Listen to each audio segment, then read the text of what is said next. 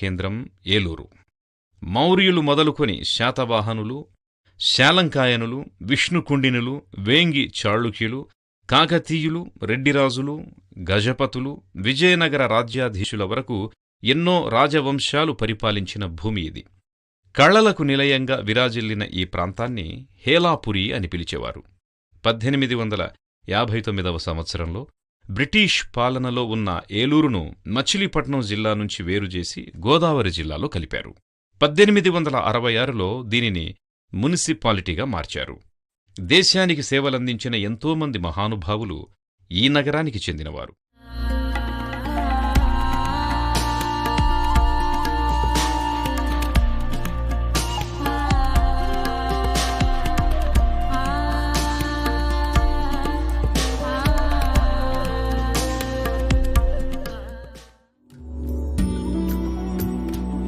భారతదేశం గొప్ప చరిత్ర కలిగిన దేశం. అలాంటి చరిత్రకు సంబంధించిన ఆనవాళ్లే భావితరాలకు తరగని సంపద.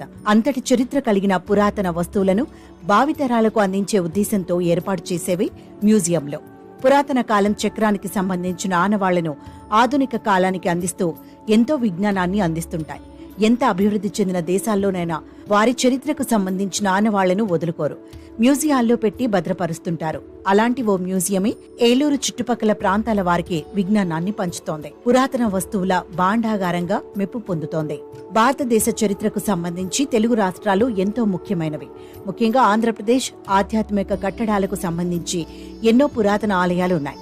మౌర్యులు, చంద్రగుప్తులు, శాతవాహనులు, కాళింగులు, ఇక్ష్వాకులు ఇలా చాలా రాజులు ఈ నేలను పాలించారు. వారి కాలంలో ఎన్నో గొప్ప ఆలయాలు, నిర్మాణాలు చేపట్టారు. కాలక్రమంలో కొన్ని శిథిలమవ్వగా కొన్ని నిర్లక్ష్యానికి గురై కనుమరుగయ్యాయి. అలాంటి పురాతన ఆలయ సంపదను ఏలూరులోని మ్యూజియంలో భద్రపరిచి ప్రదర్శిస్తున్నారు. గోదావరి జిల్లాలో క్రీస్తు శకం నాటి రాతి శిల్పాలు, వేంగి సామ్రాజ్యం నిర్మాణాలు, ఆనాటి పరికరాలు ఏలూరులో ఏర్పాటు చేసిన మ్యూజియంలో అందర్నీ ఆకట్టుకుంటున్నాయి.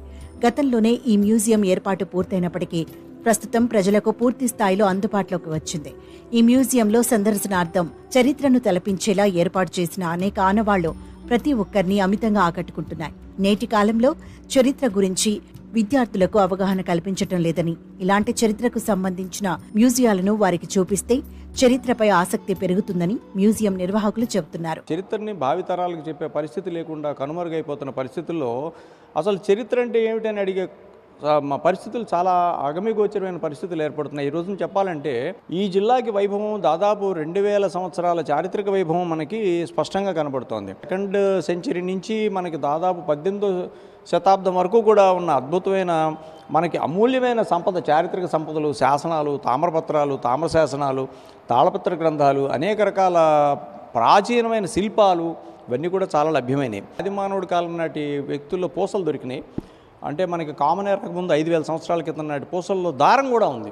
అంటే కామన్ ఎరాకు ముందు 5000 సంవత్సరాల క్రితం దారం ఉంది అంటే అప్పటికే చేనేత, అప్పటికే దారాలు ఉన్నాయంటే మీరు ఆశ్చర్యపోవాల్సిన విషయమే కదా. అలాంటివన్నీ కూడా ఉన్నాయి. తర్వాత అద్భుతమైన రంగురాళ్ళు, నిజాం కాలం నాటి పాత్రలు, అద్భుతమైన వెపన్స్ అన్నీ కూడా చాలా ఉన్నాయి. ఇంకా కొన్ని సెక్యూరిటీ పాయింట్ ఆఫ్ వ్యూలో ఇంకా పూర్తి ఫుల్-ఫ్లెడ్జ్ సెక్యూరిటీ లేదు కాబట్టి వాటిని అన్నింటినీ ఇంకా ప్రదర్శన చేయలేదు. ఏలూరులో నిర్మించిన మ్యూజియాన్ని 2 ఫ్లోర్లుగా నిర్మించారు. గోదావరి పరిసర ప్రాంతాల్లో లభ్యమైన అతి పురాతనమైన వస్తువులతో పాటు ఆది మానవులు వాడిన రాతి ఆయుధాలు కూడా ఈ మ్యూజియంలో చూడవచ్చు. బంగారంతో లిఖించిన ఖురాన్ ఎంతో ఆసక్తిని కలిగిస్తుంది. అలాగే తూర్పు చాళుక్యుల సామ్రాజ్యంలో ఏర్పాటు చేసిన నిర్మాణం, శిలాఫలకాలు, విగ్రహాలు కూడా ఈ మ్యూజియంలో ప్రదర్శనకు ఉంచారు. శిథిలమైన దేవతామూర్తుల విగ్రహాలు ఈ మ్యూజియంలో కనిపిస్తాయి. అలాగే పురాతన పింగాణి పాత్రలు, తాళపత్ర గ్రంథాలతో పాటు దాదాపు 300కు పైగా పురాతన శిల్పాలు ఇందులో దర్శనమిస్తాయి. ఆయా కాలాల్లో వాడిన వస్తువులు, విగ్రహాలు చరిత్రను కళ్లకు కడతాయి.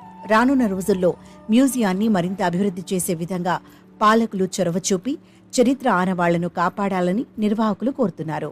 ఆది మానవుల కానించి దొరికిన ఏదైతే వస్తువులు ఉన్నాయో, అలాగే వాళ్ళు వాడిన పనిముట్లు కానించి, ఆయుధాల కానించి శిథిలాలు మొత్తం బయటికి తీసుకొచ్చి పురాతన శాఖ ఇప్పుడు ఏలూరులో ఇక్కడ మ్యూజియం ఏర్పాటు చేయడం జరిగింది. ఏదైనప్పటికీ కూడా ఈ మ్యూజియంని ఇప్పుడు ఓపెన్ చేయడంతో ప్రతి ఒక్కరు కూడా ఆసక్తిగా ఇక్కడ దొరికిన ఏదైతే లభ్యమైన చరిత్రకు సంబంధించిన వస్తువులు ఏదైతే చూడడానికి చాలా ఆసక్తి చూపించే పరిస్థితి కనిపిస్తుంది. కెమెరామెన్ మహితో ఆలి, ఏలూరు నుంచి.